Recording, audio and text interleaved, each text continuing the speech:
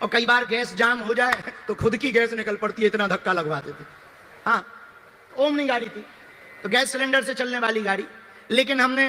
राधे राधे भक्तों, मेरा नाम मधु है और मुझे पूर्ण विश्वास है कि आप सभी बागेश्वर धाम सरकार के आशीर्वाद से स्वस्थ और प्रसन्न होंगे। आज का वीडियो आपके लिए बहुत ही खास और भावनात्मक है, इसलिए कृपया इसे अंत तक जरूर देखें। गुरुजी के हाल ही में हुए भव्य समागम में एक महिला ने ऐसा अद्भुत सवाल पूछा कि वहां बैठे सभी लोग स्तब्ध रह गए। सवाल इतना गहरा और भावुक था कि क्षण भर को सन्नाटा छा गया। गुरुजी ने उस सवाल का जो उत्तर दिया उसने सभी के दिलों को छू लिया और अंत में जो चमत्कारी घटना घटी उसे जानकर आपके भी पैरों तले जमीन खिसक जाएगी। इसलिए वीडियो को अंत तक जरूर देखें, इसे लाइक करें, सब्सक्राइब करें और एक सुंदर सा कमेंट जरूर करें। नैनीताल में बागेश्वर धाम सरकार का भव्य समागम चल रहा था। हजारों की संख्या में श्रद्धालु एक तक अपनी श्रद्धा के केंद्र पूज्य श्री धीरेन्द्र शास्त्री जी को निहार रहे थे। वातावरण भक्ति से परिपूर्ण था, लेकिन तभी सभा में एक साधारण सी दिखने वाली महिला ने एक असाधारण प्रश्न पूछ लिया। उसने कहा, गुरुजी, आप आज लाखों लोगों को भोजन कराते हैं, आश्रम में रोज हजारों भक्तों का खाना बनता है, आप गैस सिलेंडर मंगवाते हैं, बड़ी रसोई चलती है, लेकिन जब कुछ नहीं था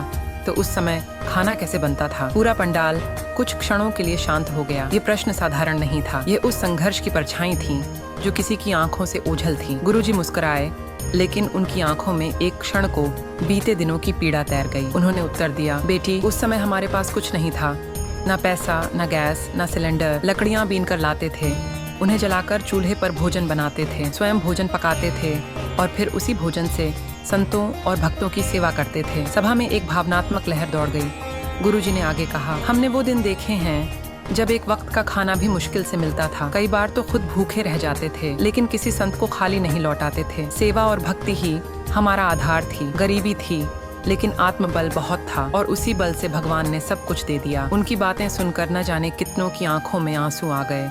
ये केवल संघर्ष की कहानी नहीं थी, ये श्रद्धा और सेवा के बल की मिसाल थी। आज जो आश्रम लाखों को भोजन कराता है, उसकी नींव भूखे पेट, भीगी लकड़ियों और तपते हुए चूल्हों के धुएं से बनी है। यह बताता है कि अगर नियत पवित्र हो तो ईश्वर स्वयं राह बनाता है। वो महिला सिर झुकाकर भाव विभोर हो गई और सभा में बैठे हर श्रद्धालु के हृदय में एक ही विचार था, सच में जो भगवान की सच्चे मन से सेवा करता है उसका मार्ग स्वयं ईश्वर प्रशस्त करते हैं।